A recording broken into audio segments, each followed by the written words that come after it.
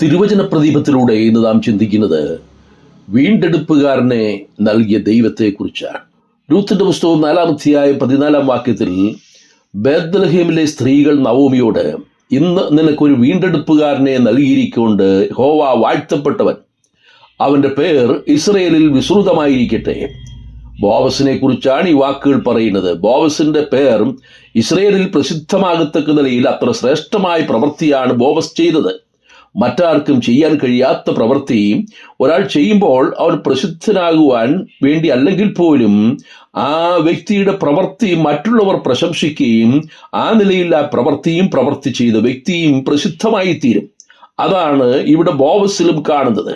മോവാബ്യ കുലത്തിൽ 10-ാം തലമുറയ്ക്ക് പോലും ദൈവസന്നിധിയിൽ പ്രവേശനം നിഷേധിക്കപ്പെട്ട രൂത്ത് വീണ്ടെടുക്കപ്പെട്ടതിനാൽ വീണ്ടെടുപ്പുകാരന്റെ മഹത്വം വർദ്ധിച്ചിരിക്കുന്നു. ഇന്ന് നിനക്കൊരു വീണ്ടെടുപ്പുകാരനെ നൽകിയ ദൈവം മഹത്വപ്പെടുമാറാകട്ടെ എന്ന് നമുക്കും പറയുവാനുള്ളത് ഇത് തന്നെയാണ്. ഒരു വീണ്ടെടുപ്പുകാരനെ നൽകിയ ദൈവത്തിന് സ്തോത്രം. സഹോദരൻ ശവക്കുഴി കാണാതെ എന്നേക്കും ജീവിച്ചിരിക്കേണ്ടതിന് അവനെ വീണ്ടെടുപ്പാനോ അവന്റെ പ്രാണന് മറുവില കൊടുക്കുവാനോ ആർക്കും കഴിയുകയില്ല. മനുഷ്യന്റെ പ്രാണന്റെ വീണ്ടെടുപ്പ് വിലയേറിയത്. ശവക്കുഴി കാണാതെ എന്നേക്കും ജീവിച്ചിരിക്കുക എന്നുള്ളത് അധമ പാതാളത്തിൽ നിന്ന് ലഭിക്കുന്ന വിടുതലിനാണ്. സകല മനുഷ്യരും പാപികൾ എന്ന നിലയിൽ അധമ പാതാളത്തിലേക്ക് പോകേണ്ടവരാണ്. അതിൽ നിന്നും നമ്മെ വീണ്ടെടുക്കുവാൻ കഴിയുന്ന ഒരു മനുഷ്യനും ലോകത്തിലില്ല. എന്നാൽ അതേസമയം നമ്മുടെ വീണ്ടെടുപ്പ് വിലയേറിയതത്രേ. മനുഷ്യരാൽ അസാധ്യമെങ്കിലും ദൈവത്തിന് സകലവും സാധ്യമെന്നാണ് ഈ വിഷയത്തെക്കുറിച്ച് ഒരു പ്രമാണി കർത്താവിനോട് ചോദിച്ചപ്പോൾ പറഞ്ഞത്. ഇന്ന് അനേകർക്കും ദൈവരാജ്യം അവകാശമാക്കുന്നതിന് പല തടസ്സങ്ങളുണ്ട്. ചിലർക്ക് തങ്ങളുടെ ധനമാണെങ്കിൽ മറ്റുള്ളവർക്ക് തങ്ങളുടെ കുടുംബ പാരമ്പര്യമോ സാമുദായിക ആചാരങ്ങളോ ആയിരിക്കും. രക്ഷിക്കപ്പെടുവാൻ പലരും സമയങ്ങൾ മാറ്റി വയ്ക്കുകയാണ്. നാളെ എന്നത് നമുക്കുള്ളതല്ലാത്തത് കൊണ്ട് രക്ഷിക്കപ്പെടുവാനുള്ള സമയം ഇപ്പോഴാണ് രക്ഷാദിവസം, ഇപ്പോഴാണ് സുപ്രസാദകാലം. രക്ഷയുടെ സന്ദേശം പലവരും കേട്ടിട്ടും രക്ഷിക്കപ്പെടാതെ സമയം മാറ്റിവെച്ചാൽ പിന്നീട് അവസരം ലഭിച്ചില്ല എന്ന് വരും. അതുകൊണ്ട് എല്ലായിടത്തും എല്ലാവരും മാനസാന്തരപ്പെടണം, രക്ഷിക്കപ്പെടണം എന്ന് ദൈവം മനുഷ്യരോട് കൽപ്പിക്കുന്നു. മനുഷ്യരായ നാം എത്ര ക്ഷണികരാണ്. മരണം ഏത് സമയത്തും സംഭവിക്കാം. കർത്താവിന്റെ പുനരാഗമനമോ നമ്മുടെ മരണമോ അപ്രതീക്ഷിതമായി സംഭവിക്കാവുന്നത് കൊണ്ട് നമ്മുടെ പ്രാണന്റെ വീണ്ടെടുപ്പ് വിലയേറിയത് എന്ന് മനസ്സിലാക്കി രക്ഷിക്കപ്പെടുക. വീണ്ടെടുക്കപ്പെട്ടവർക്ക് മാത്രം രണ്ടാം മരണത്തിൽ നിന്ന് വിടുതൽ പ്രാപിച്ച് എന്നേക്കും ദൈവത്തോടു കൂടെ വസിക്കുവാൻ കഴിയും. നമ്മുടെ വീണ്ടെടുപ്പ് വിലയേറിയതായതിനാൽ ദൈവം തന്റെ ഏകജാതനായ പുത്രനെ തന്നെ ലോകത്തിലേക്ക് അയച്ചു. നാം നിത്യജീവൻ പ്രാപിക്കുവാൻ കർത്താവ് തന്റെ രക്തം മറുവിലയായി നൽകി. ജീവന് പകരം ജീവൻ എന്ന പ്രമാണമനുസരിച്ച് പൊന്നിനോ വെള്ളിക്കോ നമ്മെ വീണ്ടെടുപ്പാൻ കഴിയുകയില്ല. അതുകൊണ്ടാണ് പത്രോസ് അപ്പോസ്തലൻ പറയുന്നത്, നിങ്ങളെ വീണ്ടെടുത്തിരിക്കുന്നത് പൊന്ന് വെള്ളി മുതലായി അഴിഞ്ഞു പോകുന്ന വസ്തുക്കളെ കൊണ്ടല്ല, ക്രിസ്തു എന്ന നിർദോഷവും നിഷ്കളങ്കവുമായ യേശു ക്രിസ്തുവിന്റെ വിലയേറിയ രക്തം കൊണ്ടത്രേ. ജീവന്റെ നിലനിൽപ്പ് രക്തത്തിലാണെന്നത് ശാസ്ത്രം തെളിയിക്കുന്നത് നൂറ്റാണ്ടുകൾക്ക് മുമ്പ് ബൈബിൾ അത് വെളിപ്പെടുത്തി.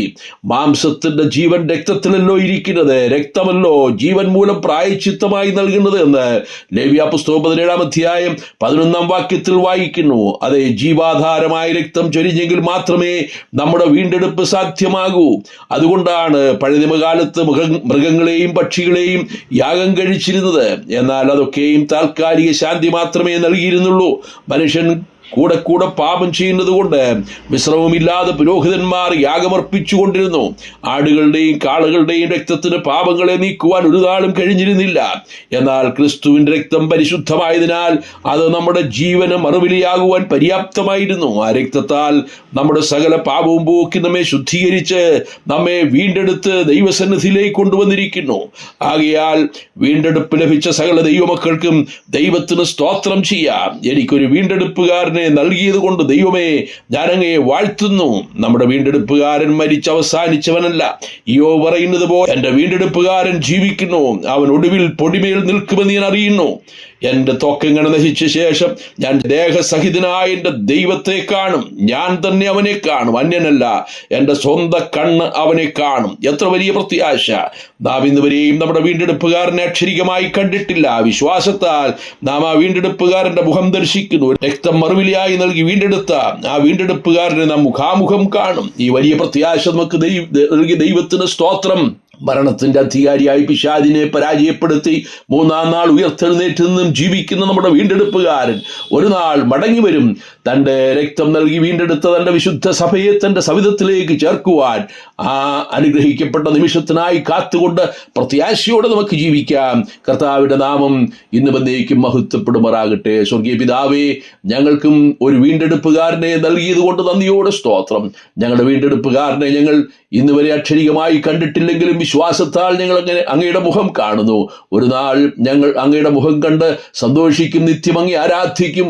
ആ സ്വർഗീയ നിമിഷത്തിനായി ഞങ്ങൾ കാത്തിരിക്കുന്നു. പ്രത്യാശയോടെ ജീവിപ്പാൻ ഞങ്ങൾക്ക് അധികം കൃപ ചെയ്യണമേ. പ്രാർത്ഥന കേട്ടതുകൊണ്ട് സ്തോത്രം.